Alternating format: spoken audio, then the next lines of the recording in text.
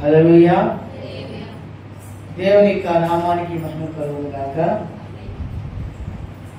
దేవుని కృపను బట్టి మరి గతించిన 10వ నెలంతా కూడా ప్రభు నన్ను కూడా కాపాడినందుకు కొరకే దేవుని స్తుతిస్తున్నాను. మళ్ళా ఈ యొక్క నెలలో 2వ తారీఖు మొదటి ఆదివారం సంఘంగా సభగా చేరి ప్రభుని ఆరాధించలేన ధన్యత ప్రభు నాకును నాతో కూడా మీకును ప్రభు అనుగ్రహించిన కొరకే దేవునికి కృతజ్ఞతనై ఉన్నాను. దేవుని సన్నిధానంలో శుక్రవారం ఉదయం, శుక్రవారం సాయంకాలం, శనివారం కూడా జరిగిన ఈ ప్రార్థన కూడికల్లో కొంతమంది రాలేదు, కొంతమంది అనుకూలం చేసుకొచ్చారు. అందరు పనులు ఉన్న వాళ్ళే, అందరు బిజీగా ఉన్న వాళ్ళే, అందరూ దూసుకొని తినేవాళ్ళే. కనుక దాని మధ్యలో కూడా దైవభక్తి మనకి అవసరం. దైవభక్తి గురించిన మర్మం చాలా విలువైనది. దైవభక్తి కూడా మనకు ఉండాలి. అలా అనుకుంటే స్త్రీలు కానీ పురుషులు కానీ మరి ఈ యొక్క సీజన్లో ఏమేస్తారు చెప్పండి? మాలు వేస్తారు. ఏమేస్తారు? మరి వాళ్ళ సంగతి ఏంటి? స్త్రీలు మానేస్తారు, పురుషులు మానేస్తారు. వాళ్ళ సంగతి ఏంటి? ఆమె వండింది తినకూడదు, కలిసి పనుకోకూడదు, దూరం ఉండాలి. మన పరిస్థితి ఏంటి? అది భక్తి అంటారు, ఏమంటారు మరి? ఆ విషయం ఏంటి? మళ్ళీ 40 రోజులు 2 నెలలు వాళ్ళు అనుకున్న ప్రకారం ఉంటారు కదా, అలా చేయటం అది భక్తి. వాళ్ళ కుటుంబాలు ఉన్నాయి కదా, మరి చెప్పులు వేసుకోరు, బట్టలు వేసుకుంటారు, నల్ల బట్టలు వేసుకుంటారు, కలర్ బట్టలు వేసుకుంటారు. మీరు కూడా భక్తిని ఆచరించాలి, భక్తిని పొందుకోవాలి. మనకి దేవుడు పొట్టేళ్ళు బలిగని, ఎద్దులు బలిగని ఇస్తుంటే బాగుండేది. నెలకు ఒక పొట్టేలు తెచ్చుకోవడం లేదు. ఆ పొట్టేళ్ళు బలి లేవు కాబట్టి యేసు ప్రభువు ఒకే ఒక బలిగా మార్చబడ్డాడు కాబట్టి మనకి ఏది ఆ రోజుల్లో పాపాన్ని తగినట్టు ఒక బలి ఇచ్చేవారు. పాత రోజుల్లో, పాత నిబంధనలో ఎంత పెద్ద పాపం చేస్తే అంత పెద్ద బలి ఇవ్వాలి. అంత పెద్ద బలిని సమర్పించి వారు దేవుని దగ్గర సమాధాన పడాలి. ఎవరు నా ప్రసంగం విజిలేస్తారు? ఎవరు అంటే విజిలేసిన ప్రసంగం నాకు తెలియదమ్మా. ఎవరు వేసింది? ఎవరు? ఎరా నువ్వేనా? వేసాడు చిన్నపిల్లలు చెప్తావేరా నువ్వు? దేవుని ఇస్తాం. కానీ యేసు ప్రభు వారు ఒకే బలిగా మార్చబడటం వలన వేరే బలి అనే మాట లేకుండా ప్రభు చేసేసారు. బలి అర్పణతోటి మనం ఏర్పరచుకున్నాడు ఆయన. బలి అర్పణతో మనం ఏర్పరచుకొని బాల్యం అప్పుడే నిన్ను నన్ను ప్రభు ఏర్పరచుకున్నాడు. బాల్యముగా ఉన్నప్పుడే బలి అర్పణతో ఆయన అర్పించుకున్నాడు. చెప్పండి, బలి అర్పణతోటి ఆయన వేసాడు, అర్పించుకున్నాడు. మనల్ని ఎలా చేసుకున్నాడు ఆయన? బాల్య అర్పణతోటి. చెప్పండి, ఏంతోటి? బాల్య అర్పణతోటి మనం పిలుచుకున్నాడు. బలి అర్పణతో ఆయన సమర్పించుకున్నాడు, బాల్య అర్పణతో మనం పిలుచుకున్నాడు. ఈ అర్పణ మనం చేయాలి. ఈ అర్పణ అందుకే వాక్య కీర్తన పుస్తకంలో బాల్య అర్పణతో నేను పిలుచుకుంటుంది. కీర్తన రాసిన పుస్తకం 40 మనం చూసేది అక్కడ రాయబడిన మాట మనం ఒకసారి చదువుకుందాం. కీర్తన రాసిన పుస్తకం మనం చదివినట్లయితే బాల్య అర్పణతో నేను మిమ్మల్ని పిలుచుకుంటుంది.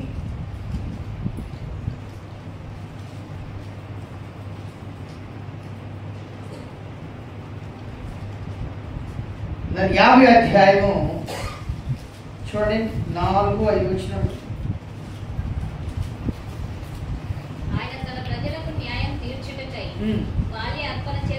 బాల్య అర్పణ చేత నాతో నిబంధన చేసుకొని నా భక్తులు నా ఎదుకు సమకూర్చుడి. మరొక చదవండి. కన్నబడి చదవండి. కన్నబడిలో 50వ అధ్యాయం 50 చూడండి. 5వ వచనమా 6వ వచనమా? అమ్మట్లేదా? కళ్ళు మళ్ళీ ಆತನು ತನ್ನ ಪ್ರಜೆಗಳ ನ್ಯಾಯ ವಿಚಾರಣೆಯಲ್ಲಿ ಭೂಮಾಕಾಶಗಳನ್ನು ಸಾಕ್ಷಿಗಳಾಗಿ ಐದು కదా, ನನ್ನೊಡನೆ ಯಜ್ಞದ ಮೂಲಕ ಒಡಂಬಡಿಕೆಯನ್ನು ಮಾಡಿಕೊಂಡ ನನ್ನ ಭಕ್ತರನ್ನು ನನ್ನ ಬಳಿಗೆ ಕರೆದುಕೊಂಡು ಬನ್ನಿರಿ ಎಂದು ఆజ్ఞాపిస్తుంది. ఉండగా 5వ వచనంలో కింద పైన చూడరా, చిన్న క్రమంలో పైన కింద ఒకటే బాల్య లేదా భర్త ఉందా? సరే ఉంటే ఉండాలి, భర్త ఉంటే ఉండే బాల్య లేకపోతే భర్త ఉంది కదా. ನನ್ನೊಡನೆ ಯಜ್ಞದ ಮೂಲಕ ಒಡಂಬಡಿಕೆಯನ್ನು ಮಾಡಿಕೊಂಡ ನನ್ನ ಭಕ್ತರನ್ನು తిరుబడి ఏర్పడిందంటే బాల్య అర్పణ చేత నాతో ఎవరెవరు నిబంధన చేసుకున్నారో బాల్యంలోనే అర్పణను దేవుడు సమర్పించాలని దేవుడు అంటున్నాడు. ఒకే ఒక బలిగా యేసు ప్రభువు వారు మార్చబడ్డాడు. బలులను అర్పించే వ్యక్తులుగా మనం ఉండాలని ప్రభు కోరుకుంటున్నాడు. కొత్త నిబంధనలో స్తోత్ర బలులు అని రాయబడింది. బలులలో రకరకాలైన విధాలైన బలులు ఉన్నాయి.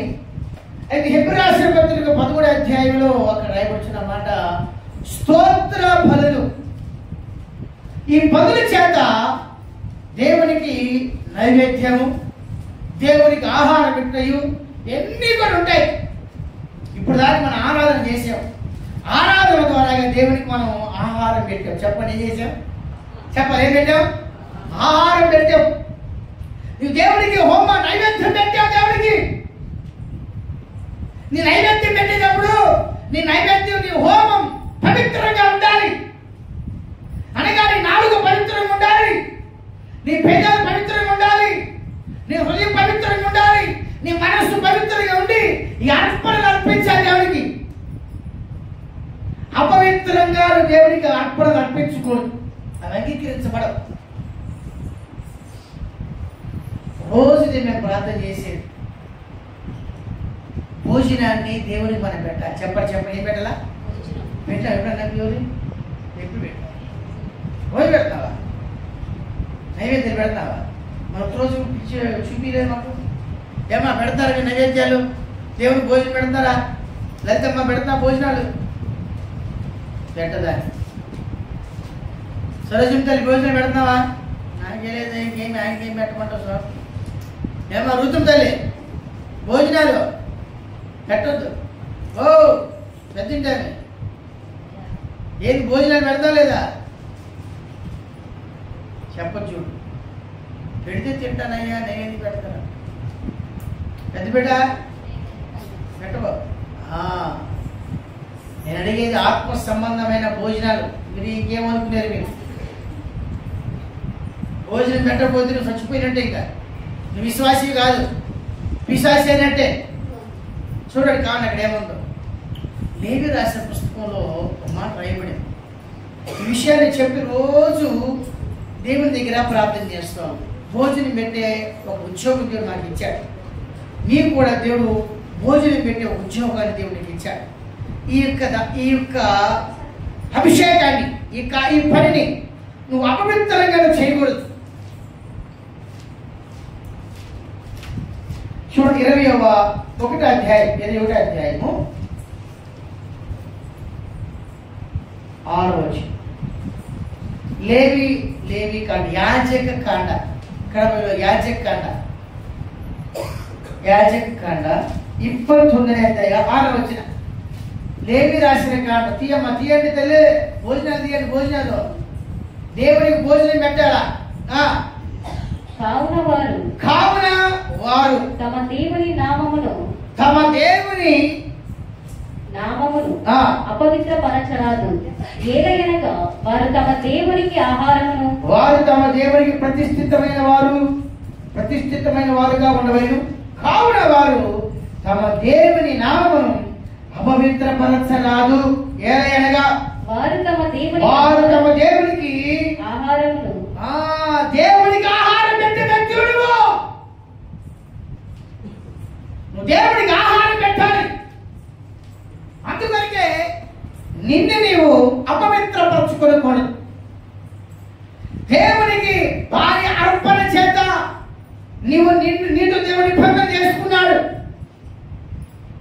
నేను నా అంతటే నేను దేవుని సేవకి అప్పగించుకోలేదు. ఆయన తల్లి నేను నా తల్లి గర్భంలో రూపింపక మునిపే నన్ను ఏర్పరచుకున్నాడు. ఇక్కడికి వచ్చిన మిమ్మల్ని అందరూ కూడా అలా ఏర్పరచుకున్నాడు. మీ జ్ఞానమో, మీ తెలివో, మీ సామర్థ్యమో, మీ చదువో, మీ యొక్క కులమో, మీ జాతో దాన్ని బట్టి దేవుడు మిమ్మల్ని ఏం చేయలేదు, పిలుచుకోలేదు. ఈ కులము జాతి మన ఇండియాలోనే, బయట దేశాలే లేదు. మన ఇండియా వల్లనే ఈ చక్కటి సాంప్రదాయం ఉన్నది. పక్క దేశంలో పోతే ఆ సాంప్రదాయం లేదు. పక్క దేశంలో నేపాల్లో పోతే ఆ సాంప్రదాయం లేదు. కనుక ఏది నిన్ను చూసి ఆయన పిలుచుకోలేదు. ఆయన సంకల్పం ఉంది కాబట్టి పిలుచుకున్నాడు అంతే. చెప్పండి, ఏది నన్ను చూసి నువ్వు పిలవలేదయ్యా, నీ సంకల్పం ఉంది కాబట్టి నన్ను పిలుచుకున్నావు అంతే. నేను అందగాడని కాదు, నేనేదో పట్టుదలకి సేవ చేస్తానని కాదు. నాకంటే పిచ్చబడి సేవ చేసే వాళ్ళు ఉన్నారు. అసలు మనమేం ఉపవాసం చేస్తామండి? ఉపవాసం చేసి 2 కప్పులు టీ తాగి, ఒక బిస్కెట్ ప్యాకెట్ తిని, ఓ బజ్జీ తిని, శివపురం రాత్రి బజ్జీ తెచ్చింది, నా భార్య రాత్రిపేట టిఫిన్ పెట్టింది. బజ్జీ తిని, ఒక కప్పు కాఫీ తాగి, ఇదే ఉపవాసాలండి. కొన్ని సంవత్సరాల ముందు ఇక్కడ సంఘానికి మారుబడి కుటుంబం వచ్చింది. ఆమెకి పెళ్ళైన 3 రోజే దయ్యం పట్టుకుంది. రాజస్థాన్ దయ్యం పట్టుకుంది. ఎలాగో మన ఇక్కడ మీటింగ్ దొరుకుతూ వచ్చారు. మొత్తాన్ని దయ్యాన్ని దేవుడు కృపలో ఆ మీటింగ్లో వెళ్ళిపోయింది. వాళ్ళు చర్చికి రావడం ప్రారంభించారు. చక్రాలు తిప్పుతున్నాడు అప్పుడే వాడు. నేను పెళ్ళి నేను తిప్పితే ఏం కాదు, పెళ్ళిగా చక్రాలు తిప్పుకుంటానా? పెళ్ళి నేను తిప్పాలి చక్రాలు. వేసే ఒక్క చక్రాలు తిప్పుతున్నాడు చూడాడు, జాగ్రత్తగా నమ్మేస్తాడు నిలువునా. కనుక వాళ్ళు చెప్తున్నారు, ఉపవాసం ఉన్నప్పుడు 101 రోజు ఉపవాసం ఉంటాను. ఎన్ని రోజు చెప్పండి? ఆయన ఉన్న దయ్యం వెళ్ళిపోవడానికి 101 రోజు ఉపవాసం. పొద్దున్నే 2 చపాతీలు, మధ్యాహ్నం 1 గ్లాసులు పాలు, సాయంకాలం 8 పెద్ద గ్లాసులు మజ్జిగ. ఆమె తాగి 101 రోజు ఉపవాసం ఉన్నది. అంతేనా? ఆమె చెప్తుంటే నాకు షాక్ అయింది. నేనెంత భక్తి కలిగినరా, ఆమె ఎంత భక్తి కలిగిందని. ఆమె ఏం చెప్పిందంటే, ఉదయాన్నే లేచి ఒక టీ గ్లాసు నీళ్లు బాగా మరగనిచ్చి, పెద్ద గ్లాస్, ఆ టీ గ్లాసు నీళ్ళు బాగా మరగనిచ్చి అర్థం నీళ్ళు అయిందో అది అవుతుందండి. అదే రోజు 101 రోజు అలా తాగిందంట ఆ అమ్మాయి. కానీ ఆమెలో ఉన్న పిశాచి బాల. హల్లెలూయా. ఈ ప్రార్థన పోతే దైవం వెళ్ళిపోయి పెద్ద సౌకర్యం వాళ్ళు గంగవతిలో పెద్ద బిల్డింగ్ ఉంది, పెద్ద షాప్ ఉంది, బట్టల షాప్, అట్లా అన్ని జట్టు బట్టలు ఉన్నాయి కదా, బట్టి ఉంది బాగా సౌకర్యం. వాళ్ళు ఎందుకు రాలేదు తర్వాత చెప్తాం. మళ్ళీ వాళ్ళు ఎందుకు రాలేదు కూడా మనుషులు చేసి క్విక్లీ వాళ్ళు ఎందుకు రాలేదు కూడా చెప్తారు.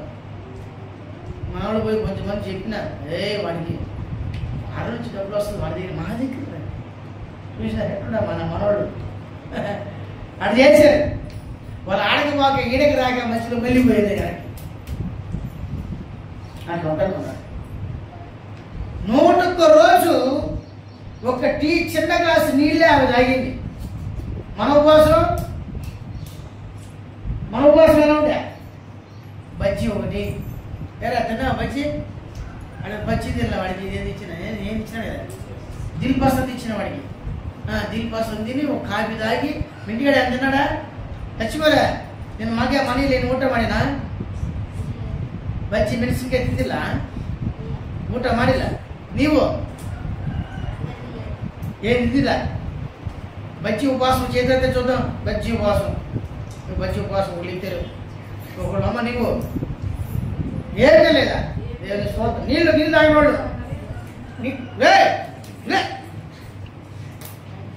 నీళ్ళు తాగకుండా ఉపవాసం అటు వీడు టెంకాయ తాగి ఉపవాసం వెళ్ళే అంటే అదే నీళ్ళు తాగకుండా ఉన్నవాడు అడిగినాడు. నీళ్ళు తొమ్మిది తెస్తున్నాడు. వాడు అసలు నమ్మడం వాడు అది తినొచ్చినా తినదని చెప్తున్నాడు. ఉపవాసం పచ్చి ఉపవాసం ఉన్న వాళ్ళు నీళ్ళు తాగకుండా వచ్చినాడు. చూడండి ఉన్నారా? నీళ్ళు తాగకుండా వచ్చినాడు. నీళ్ళు టీ అంటే కలిగి ఉండి ఇంకంతే. నీళ్ళు వేరే, నీళ్ళలో పాలు ఉండి దాంట్లో చక్కెర ఉంది. 3 కలిపి తాగినాం, ఒకటి కాదు.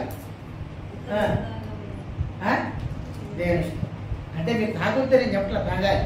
మన శరీరానికి ఆ నీళ్ళు లేకపోతే ఎడకొచ్చి పీకొచ్చి పడిపోతాయి. తాగిరాడు. చూసారు ఆ అమ్మాయి చెప్పినప్పుడు నాకు షాక్ అయింది. 101 రోజు ఏం తాగిందంట?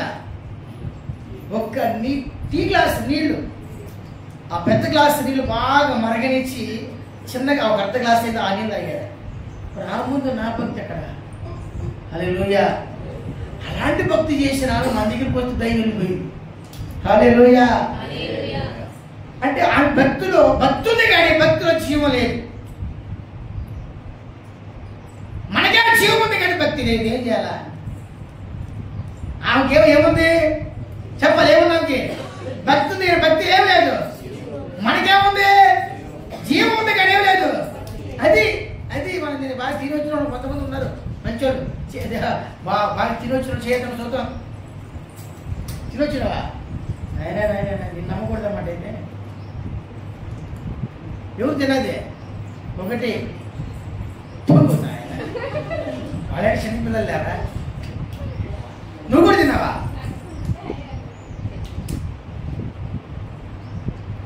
గౌతమ్ అప్రెంటిస్ కానీ చేయట్లే కదరా? సార్ లైట్కి తిన్నా వాళ్ళు కూడా అరే ముట్టుకున్న పాపమే కదరా, చిన్నదే కదరా. నోట్లు వేసుకున్నది కూడా తప్పే కదరా. నోట్లు వేసుకుంటే తప్పే కదరా. నోట్లు వేసుకున్నా కూడా తప్పే కదా. బాగా తిన్నా, కొంచెం తిన్నా కూడా, 2 మెతుకులు తిన్నా కదా, వాసన చూసినా కదా. చూసారా? దేవుడికి నువ్వు ఆహారం పెట్టాలి. ఆహారం పెట్టడానికి వచ్చావు ఇక్కడ. ఈరోజు నువ్వు రోజు ఇంట్లో దేవుడికి ఆహారం పెట్టాలి, నైవేద్యం పెట్టాలి, హోమ ద్రవ్యాలు పెట్టాలి దేవుడికి. అందుకొరకే పాలి అర్పణతో దేవుడిని నిబంధన చేసుకొని నిన్ను పిలుచుకున్నాడు. నిన్ను వేరే చూసి నిన్ను నన్ను పిలుచుకోలేదు. ఈ రోజు కూడా నా క్వశ్చన్కి ఆన్సర్ చెప్పలేదు దేవుడు. ఈ రోజు కూడా నా క్వశ్చన్కి ఆన్సర్ చెప్పలే. ఈ కాలం ఎవరన్నా ప్రేమిస్తారా? నాకున్న చదువును బట్టి ఎవరన్నా ప్రేమిస్తారా? నాకున్న జ్ఞానాన్ని బట్టి ఈ అధికారులు ఇస్తారా? అది దేవుడి ప్రేమ. దేవుడి ప్రేమ అది. మనుషులు ఏర్పరచుకుంటే స్వచ్ఛమైన వాడిని, అభిషేకం లాంటి వాడిని ఏర్పరచుకుంటారు. చెప్పండి, ఎలాంటి నేర్పించుకుంటారు? అభిషేకం లాంటి వాడిని. అభిషేకంకి నెత్తి నుంచి కింద వరకు లోపమే లేదంట. అందగాడు చేతులు అందంగా ఉంటాయి, గోళ్ళు అందంగా ఉంటాయి, ఆ గూర్లు అందంగా ఉంటాయి, ముక్కు అందంగా ఉంటాయి, కళ్ళు అందంగా ఉంటాయి, నీసం అందంగా ఉంటాయి, గడ్డ అన్నింటిలో అందగాడు. అందరూ వాక్యం రాయబడింది. అభిషేకము నన్నెత్తి నుంచి అధికార వరకు ఏం లేనివాడంట? లోపమే లేనివాడు. నీవు నేను ఏర్పరచుకునేది అలాంటి ఏర్పరచుకుంటాం. దేవుడు మనల్ని సొట్ట ముక్కు గల వారిని, గిన్నె చెవులు కలిగిన వారిని, కొంగ ముక్కు గల వారిని, మూతి మొక్కలు పోయిన వాళ్ళని, సగం కన్ను పోయిన వాళ్ళని, సగం పళ్ళు పోయిన వాళ్ళని, సగం కళ్ళు పోయిన వాళ్ళని, సగం చెవులు పోయిన వాళ్ళని, సగం చేతులు పోయిన వాళ్ళని, సగం నడుముకి పోయిన వాళ్ళని దేవుడు పిలుచుకున్నాడు. ఆయన ప్రేమలో పక్షపాతం లేదు. నీలో నాలో పక్షపాతం ఉంటుంది, పక్షపాతం ఉంటుంది. పక్షపాతం చూపిస్తాం. దేవుడి మందిరానికి వస్తున్నా నీవు అలాంటి పక్షపాతంతో ఉండకూడదు. దేవుడు పక్షపాతి కాడు, నువ్వు కూడా ఉండకూడదు. అయితే మన సబ్జెక్టుకు వచ్చారు. నీవు అర్పణ దేవుడికి అర్పించాలి. నువ్వు దేవుడికి ఆహారం పెట్టాలి.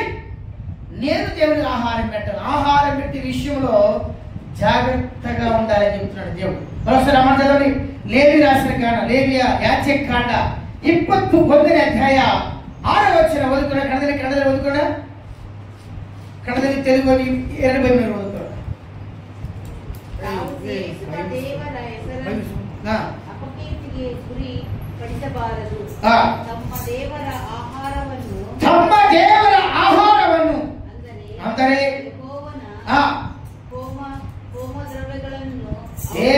ಯೆಹೋವನ ಹೋಮ ದ್ರವ್ಯಗಳನ್ನು ಸಮರ್ಪಿಸುವವರಾಗಿ ಇರುವುದರಿಂದ ಪವಿತ್ರವಾಗಿರಬೇಕು. ಅವರು ಇವರು ಅಂಟది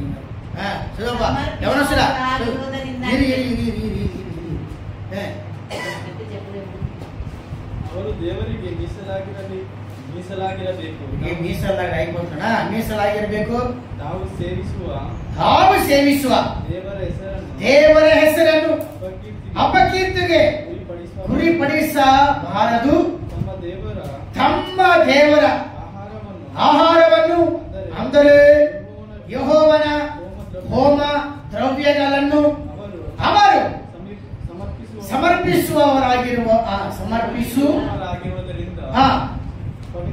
పవిత్రరాగిరಬೇಕು. నువ్వు దేవునికి స్తుతులు చెప్పేటప్పుడు కూడా ఎలా ఉండాలి? స్తుతులు కూడా పవిత్రంగా ఉండాలి. నీ నోట్లో తంబాకు వేసుకొని, నీ నోట్లో నెస్కోడు తిప్పుకొని స్తోత్రం స్తోత్రం స్తోత్రం స్తోత్రం అంటే ఏమవుతుంది? అక్కడ పరలోక రాజ్యం అసలు ఎవరు తంబాకు చేసుకొని స్తోత్రం ఇక్కడ వాసన అవుతుంది. ఇక్కడ నెస్కోడు తీసుకొని ఇక్కడ వాసన అవుతుంది. పరలోక రాజ్యం ఎవరు అట. నీ పెదాలు కూడా, నీ నాలుగు కూడా పవిత్రంగా ఉండాలి. నెస్కోడు చేసే అలవాటు ఉంటే మానివే. అది నీ ఆరోగ్యానికి ఆదిహారం, నీ ఆరోగ్యానికి హానికరం, నీ ఆరోగ్యం నాశనం చేస్తాం.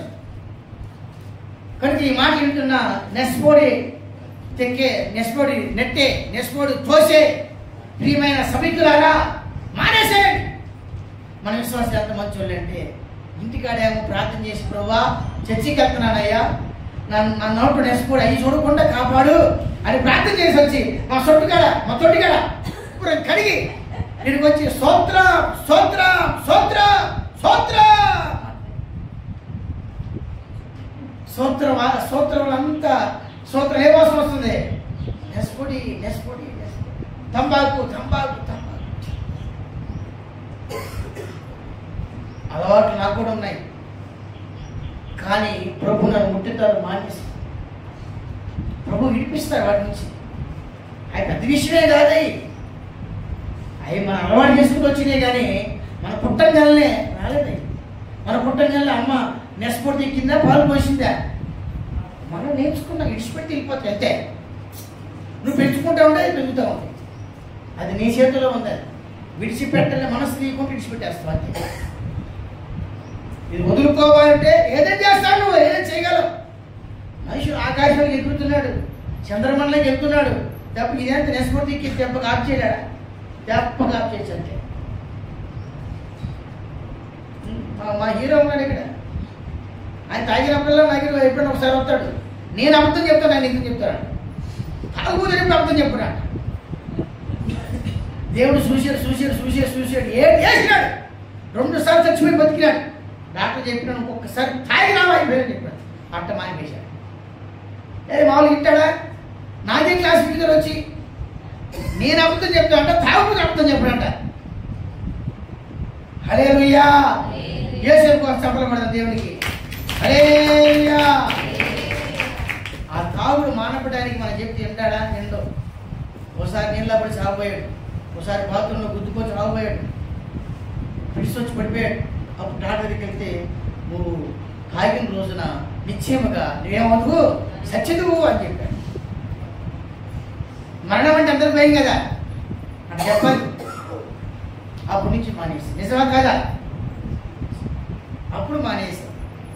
ఇప్పుడు కుటుంబం గురించి బాధ్యత. ఇప్పుడు 100 రూపాయలు ఖర్చు పెట్టి 4 రోజు 100 రూపాయలు తాగేవాడు, రోజుకు 50 రూపాయలు తాగేవాడు. అప్పుడు నెలకి ఎంతయ్యా? ఎంత? ఒరే దండలు పెట్టవద్దు ఉండు. రోజు 100 రూపాయలే, 3000 నెల జీతం ఇచ్చేవాడు. దేవుని స్తోత్రం. రోజుకు 150 రూపాయలే, రోజుకు 200. దాంట్లో గుడ్డు, దాంట్లో అది ఇది టచింగ్ అన్నీ ఉంటాయి కదా. మనల్ని మార్చడానికే ప్రభు యేసు ప్రభు వారు ఉన్నారు. నువ్వు దీవించబడాలంటే ఒకటి, నేను చెప్పానని మీరు బాధపడద్దు, కానీ నేను చెప్పానని మీరు విని దుఃఖపడి మానితే చాలు, వేరేది అవసరం లేదు. అదే మీకు ఆశీర్వాదం.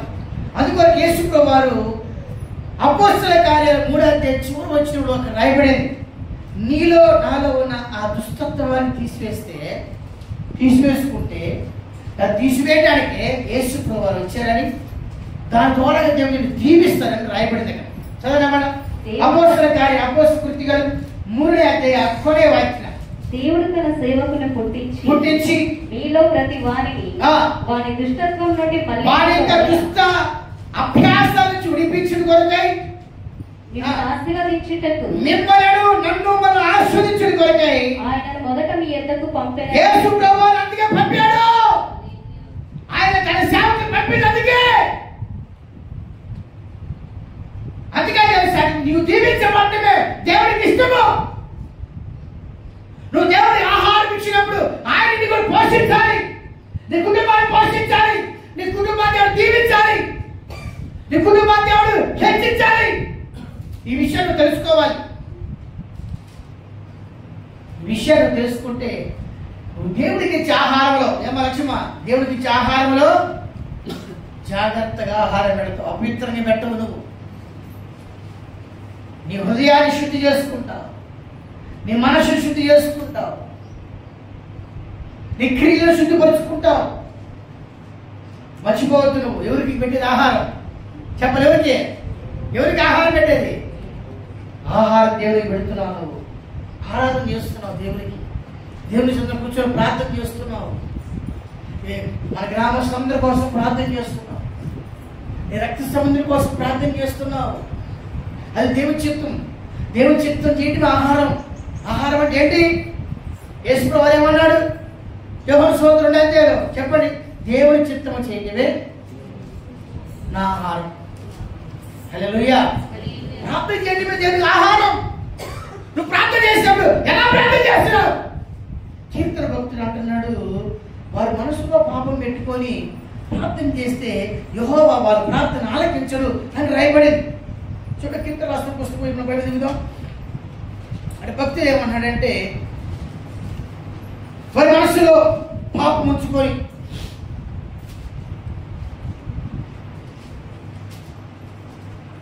అరవై 6వ అధ్యాయం కీర్తనలు 66:18 వచ్చిన 66వ అధ్యాయం 18 వచ్చిన నా హృదయములో నేను పాపాన్ని ప్రేమించిన ఎడల ప్రభువు నా మనవి వినకపోవు. ప్రభువు నా ప్రార్థన ఆలకించడు.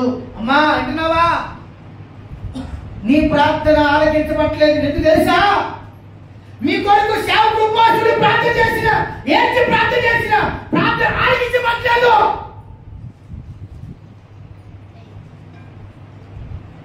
ఎందుకంటే మీరు దేవుడికి ఇస్తున్న ఆహారంలో అపవిత్రత ఉన్నది. నువ్వు దేవుడికి ఇచ్చే ఆహారం అపవిత్రత ఉన్నది. లేవి కాండం 21వ అధ్యాయం 6వ వచనం చదువుకున్నాం. దేవునికి ఆహారం పెట్టే వ్యక్తి, నేను దేవునికి ఆహారం పెట్టే వ్యక్తిని, మీరు దేవునికి ఆహారం పెట్టే వ్యక్తి. ఆహారం పెట్టేటప్పుడు నువ్వు పవిత్రపరుచుకోవాలి. వాక్యం రాయబడింది. వింటున్నావా? లక్ష్యం అంటున్నావా? చదవండి, తెలుగు చదవండి, వెనక చదవండి, వెనక చదువుతాలి, చదువుమా.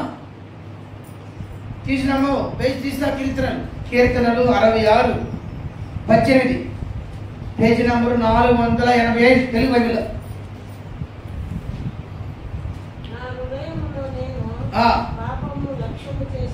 లక్ష్యం అంటే ఇష్టపడిన ఎడల. ఇదే ఒకవేళ నీకు నాకు అడ్డం ఉందేమో. చదువుతుంది ఎక్కడెక్కడ ఆశ 18 నా హృదయములో నేను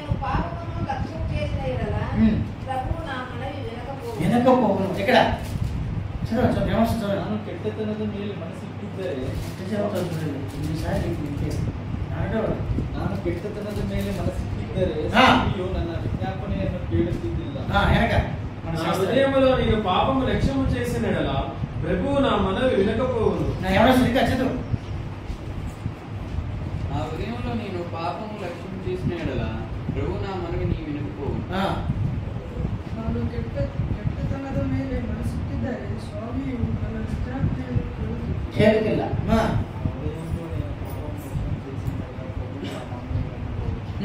పెద్ద మనిషి సంగీత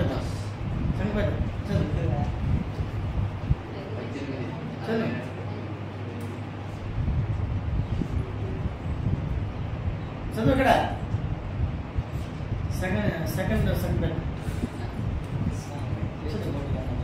ఇక్కడ చదువు చదువు చదువు అందరూ కావాలి.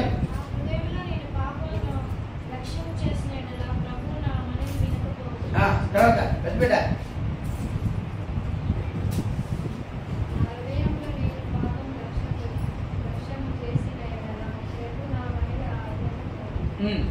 ఇంకా చదివాలి. ఇక్కడ వస్తా అట్లా చదువు చెప్పి అంతమంది దగ్గర బుర్ర వేసుకుంటారు కదా దగ్గర అంతే అయిపోయా ఒక లైనే అదే పెద్ద ఇంత పడుతుందా ఇక్కడ తిరుగుతాను అని ఇచ్చిపెట్టేది లేదు. చెప్పు చెప్పు చెప్పు నువ్వు చెప్పమ్మా నీ కూతురు నువ్వు చెప్పు. శుభ్రమ్మ చెప్పులా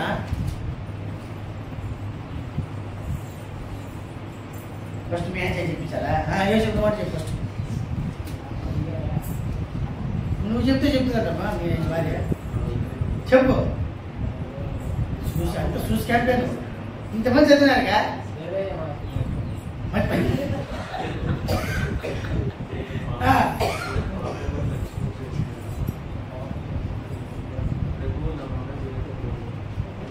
ఇది చెప్తే మాట చెప్పా దేని మాట చెప్పు అంతే చెప్పు. చెప్తూ రుతుంటారు చెప్పమా చెప్పు చెప్పు చెప్పు ఒకసారి చెప్పు.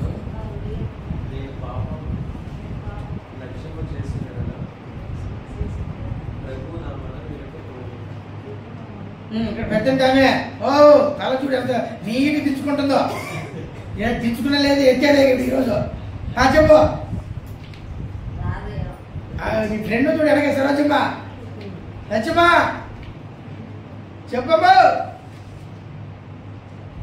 శ్రద్ధగా చెప్పండి. నేను హృదయములో పాపమును ఇష్టపడిన ఎడల మరి లక్ష్యం అంటే మా మీ ఇంట్లో లక్ష్యం చాలా మంది ఉన్నారు ఆడుకుంటారు మిమ్మల్ని ఇష్టపడిన ఎడల దేవుడు నా మనవి ఆలకించాడు. నువ్వు ఆహారం పెడతావు రోజు దేవునికి కానీ ఏముంది అపవిత్రత. అయితే మేము వీడు తల కింద పెట్టి కాలు పోయి పెట్టి ప్రార్థన చేస్తాం.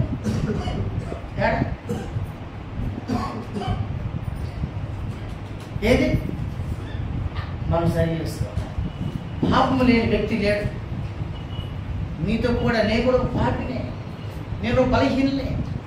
అయితే మీ కొరకు నా కొరకు ఇద్దరు కొరకు దేవుని సన్నిధిలో ఆహారాన్ని అప్పగిస్తూ మీరు ఏ బలహీనతో ఉన్నారో అదే బలహీనత కలిగిన వ్యక్తి నేను. అయితే నా కొరకు మీ కొరకు ఇద్దరు కొరకు ప్రార్థన చేసే ఒక పనిగా దేవునికి ఆహారం పెట్టే వ్యక్తికి చెప్పండి సార్ చెప్పండి మీరు ఎవరండి? నేను మీరు ఏ పెడతా దేవునికి ఆహారం. ఆహారం పెట్టేటప్పుడు శుద్ధంగా పవిత్రంగా పెట్టాలి. అప్పుడే నీ ఆహారం అంగీకరించబడతాది. ఏ చేతి పెడితే ఆ చేతి ఆహారం పెట్టకూడదు. అంటే ఎడ చేతి కుడి చేయాలి కాదు. ఏ చేయాలన్నా సరే నీ ఆహారం పెట్టినప్పుడు శుద్ధంగా ఉండాలి. అందుకొరకే యాకోబు భక్తుడు అంటున్నాడు, త్రిమనస్కులారా నీ హృదయాన్ని సరి చేసుకోండి. మీ చేతులు శుద్ధి చేసుకోండి, మీ మనసును శుద్ధి చేసుకోండి, మీ హస్తములను మీ చేతులు శుభ్రం చేసుకోండి అని చెప్తున్నాడు. మనం మర్చిపోవద్దు, దేవునికి ఆహారం పెట్టే వ్యక్తి నువ్వు. ప్రార్థన చేయటమే ఆహారం. ఆహారం అంటే ఇంకేమి అనుకున్నాను. మళ్ళీ ఆహారం అంటే ఇంకేం కాదు. పాత నిబంధనలు చిక్కుడుకాయ కూర ఉండేది. ఆ చిక్కుడుకాయ కూర కోసం యేసేపు అనే వ్యక్తి జనస్తత్వాన్ని అమ్మేసేసాడు. ఆహారం చిన్న విషయం కాదా బాబు, పెద్ద పెద్ద కార్యాలు చేసిన ఆహారం. దేవునికి స్తోత్రం. దేవునికి ఆహారం పెట్టే వ్యక్తి. చెప్పండి ఒకసారి చెప్పండి. చెప్పాలి. మర్చిపోవద్దు, మీ ఆహారం దేవుడు అంగీకరించాలి.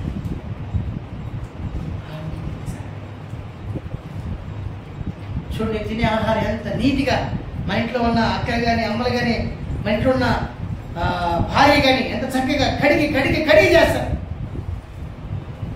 కరోనా టైంలో అయితే ఇంకా ఎక్స్టేసి కడగమంటున్నారు టీవీలో. ఏమన్నారు చెప్పొద్దు, ఎవరు చెప్తారు.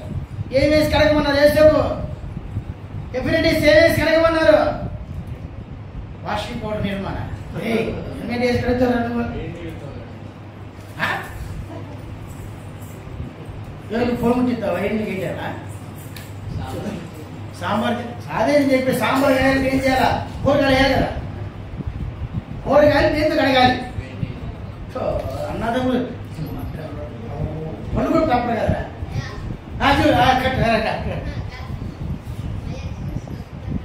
మహేష్ కదరా, మహేష్ అన్నాడు కదా, ఒరే మహేష్ అని లేకపోతే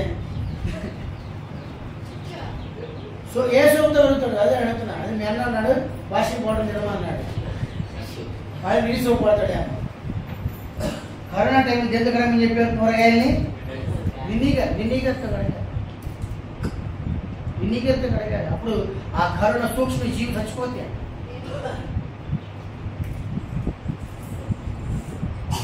మనిషి నీకు వంట చేయడానికి ఎంత జాగ్రత్త తీసుకుంటాం. పచ్చిమిరపకాయ గడపకుండా కూరలు వేస్తావా? టమాటాలు గడపకుండా కూరలు వేస్తావా? దోసకాయ గడపకుండా కూరలు వేస్తావా? పచ్చిమిరపకాయ ఇంకా ఇంకేమి అన్ని కూరగాయలు ఏదైనా సరే పైన తొక్కు తీసినా కడుగుతావే. సొరకాయ పైన తొక్కు తీసితో కడుగుతావు కదా, దోసకాయ పైన తొక్కు తీసితో కడుగుతావు కదా. తొక్కు తీసిన కడుగుతావే నువ్వు. ముదిన ఆహారాన్ని పవిత్రంగా తింటావే. నీ దేవుడికి ఇచ్చే ఆహారం ఎలా పెడుతున్నావు నువ్వు? అక్కడే చూస్తున్నాడు. అందుకే వినము, మీ కొరకు నేను చేసే ప్రార్థన ఆలోచించట్లేదేమో. అందుకే చెప్తున్నా. అందుకొరకే మీ కుటుంబం కోసం మీరు చేస్తున్న ప్రార్థన దేవుడు ఇట్లేదేమో, అందుకే ఆలోచించలేదేమో. ఈరోజు ప్రభు మనకు జ్ఞాపకం చేస్తున్నాడు. నువ్వు దేవునికి ఆహారం పెట్టే వ్యక్తివి నువ్వు. నేను మీ అందరికి ఆహారం పెట్టే వ్యక్తిని నేను. ఇది వాక్యంతో మనం ధ్యానించాం. యజమాని ఇంటి వారికి తగిన సమయంలో ఆహారం పెట్టే నమ్మకమైన మంచి దాసుడు అని చెప్పాడు. మా గురించి చెప్పాడు.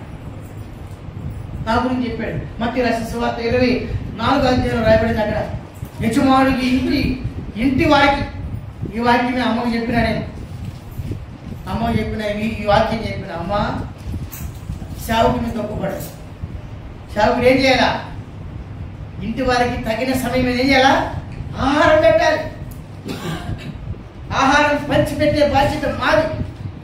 ఆహారం అంటే రొట్టెలు, చేపలు, చికెను, బిర్యానీ అవి కాదు. మన ఆహారం పుచ్చుకున్నాం. ఈ ఆహారం నీ ఆత్మను బలపరుస్తుంది. ఈ ఆహారం నీలో ఉన్న అధైర్యాన్ని వెళ్ళగొడుతుంది. ఈ ఆహారం నీలో ఉన్న అవిశ్వాసాన్ని వెళ్ళగొడుతుంది. ఈ ఆహారం నీలో ఉన్న కామరాన్ని వెళ్ళగొట్టే ఆహారం ఇది. ఈ ఆహారాన్ని మీకు ఇయ్యాలి. ఈ ఆహారమే యేసు ప్రభువు అన్నాడు, ఆకాశం నుంచి పరలోకం దిగి వచ్చిన జీవ ఆహారం నేనే అన్నాడు.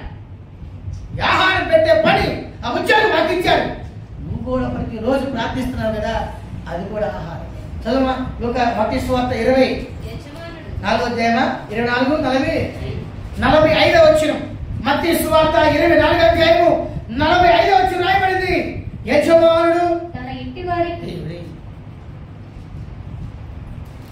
ఇంటి వారికి యజమానుడు తన ఇంటి వారికి తగిన వేళ అన్నం పెట్టుటకు వారి పైన ఉంచిన యజమానుడు యేసుప్రభువు వారు ఇల్లు అనగా మీరు అన్నం పెట్టుటకు వారి పైన ఉంచిన నమ్మకమైన వాడును బుద్ధిమంతుడైన దాసుడు. మీ ఆహారం పెట్టడానికి దేవుడు నాకు ఇచ్చిన అర్హత ఏంటంటే దాసుడు. చెప్పండి ఏమి ఇచ్చాడు? ఏమిచ్చాడు? దాసుడుగా నన్ను నిలబెట్టాడు. దేవుని దాసుడు. మీకు ఆహారం పంచిపెట్టే డ్యూటీ మాది. ఆత్మ సంబంధమైన ఆహారం. ఈ ఆహారం భుజించి రాత్రి సాయంకాలం ఉదయం నువ్వు కూడా దేవునికి ఏం చేయాలా? ఆహారం పెట్టాలి. ఆహారం వేయాలి. ఆహారం ఎలా ఇస్తున్నావు చూసుకో, జాగ్రత్త చూడు. నీ మీద నీ పిల్లల భవిష్యత్తు ఆధారపడి ఉంది. నీ మీద నీ కుటుంబం ఆధారపడింది. ఆహారం పెట్టించున్నా నీవు ఏ రీతిగా ఉన్నావు? అందుకొరకే పాలి అర్పణతో దేవుడు నిన్ను నిబంధన చేసుకొని ఇచ్చాడు. ఎందుకంటే ఆహారం ఇవ్వడానికి, ఆహారం పెట్టాలి, బదులు చెల్లించాలి, హోమ ద్రవ్యాలు నువ్వు అర్పించాలి. ఆహారం పెట్టాలి. ప్రతిరోజు ఉదయం సాయంకాలం దేవునికి ఆహారం పెట్టే వాళ్ళు చేతులు చూద్దాం. మీ ఇళ్ళలో మీ ఇంట్లో ప్రతిరోజు ఉదయం లేక సాయంకాలం లేకపోతే 2 పూటలు పెట్టేవాళ్ళు, 2 పూటలు పెట్టి ఆహారం పెట్టారుంటే చేతులు ఎత్తులు చూద్దాం. ఉదయం పూట పెట్టేవాళ్ళు, ఉదయం పూట మాత్రం పెట్టేవాళ్ళు ఆహారం దేవునికి. సాయంకాలం పూట పెట్టేవాళ్ళు ఆహారం పెట్టేవాళ్ళు సాయంకాలం పూట. ఇట్లంటే ఎంతమంది ఇట్లెత్తలేదు. ఇట్లంటే ఎట్లా?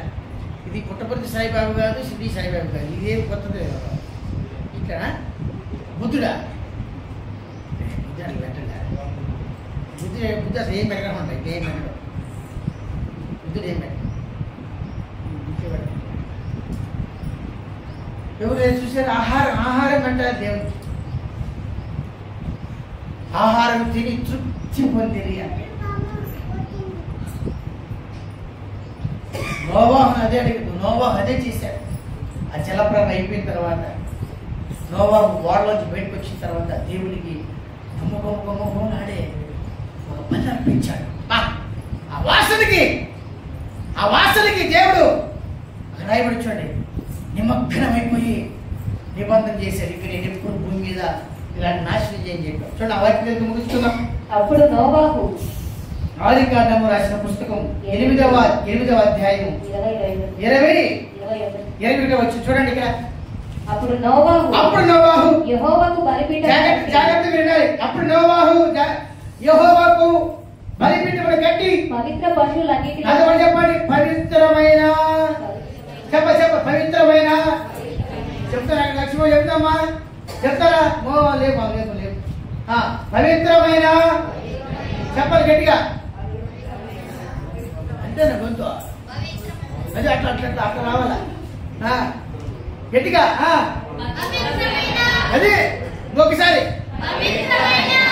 పశువులు రెండు పవిత్ర పక్షులన్నిటిలో చెప్పండి పవిత్రమైన ఇంకొకసారి పవిత్రమైన పక్షులను ఏమిచ్చాడో నోవాహు పవిత్రమైన వాటిని ఇచ్చాడు. అప్పుడు ఎవరు చెప్పారు నోవాహుకి పవిత్రమైన వాటిని? మరి లేవికాండం, సంఖ్యాగ్రంథం, ద్వితీయోపదేశ కాండంలో కదా పవిత్ర పక్షులు వేరు చేశాడు దేవుడు. మరి అప్పుడే అతను ఆత్మలు గ్రహించి పవిత్రమైన వాటిని ఇచ్చాడు. ఆ తర్వాత కొన్ని తీసుకొని ఆ బలిపీఠం మీద దహన బలి అర్పించగా అప్పుడు యెహోవా ఇంపైన సువాసన వచ్చింది. ఎనబడ శివుడు ఎనబడ ఇంపైన సువాసన వచ్చింది. ఎనబడ ఇంపైన సువాసన వచ్చింది. చెప్పడు కూడా కొట్టరే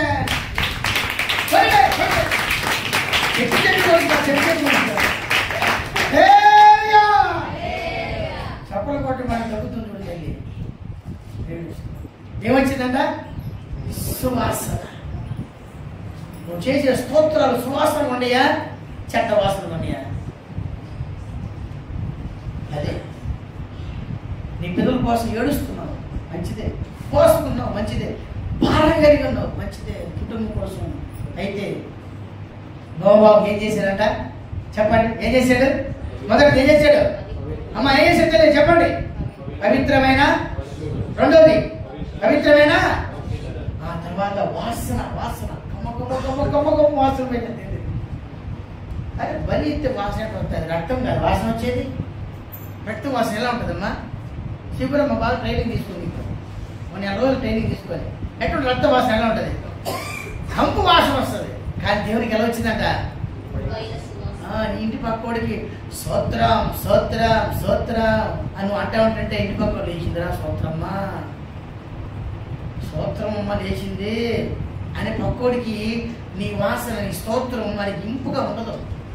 కానీ నువ్వు చేసే స్తోత్రం ఎలా ఉందంట? దేవుడికి ఇంపైన సువాసన. దాని కింద రాయబడింది, కింద ఏం రాయబడింది? ఎవరు చదవరా? ఇంకా కాంట్రాక్ట్ తీసుకుందేమన్నా? ఏమ్మా కాంట్రాక్ట్ ఏం తీసుకుంటా? ఎందుకనగా మోకళ్ళేరా నువ్వు? మోకళ్ళే. నరుడ హృదయ ఆలోచనలో వారి బాల్యం నుండి చెడ్డది, నేను ఇప్పుడు చేసిన ప్రకారముగా ఇక్కడ సమస్త జీవులను నిమగ్నం చేసే దేవుడు. అక్కడ అప్పుడు యెహోవా ఇంపైన సువాసన సాంబ్రాణి అన్నాడు. ఏ ఊరు అదే? కన్నడపల్లి సాంబ్రాణి ఎక్కడ ఉందరా? ఇక మీద నరులను బట్టి భూమి మీద శపించదు. చూడండి, వెంటనే దేవుడు నిబంధన చేశాడు.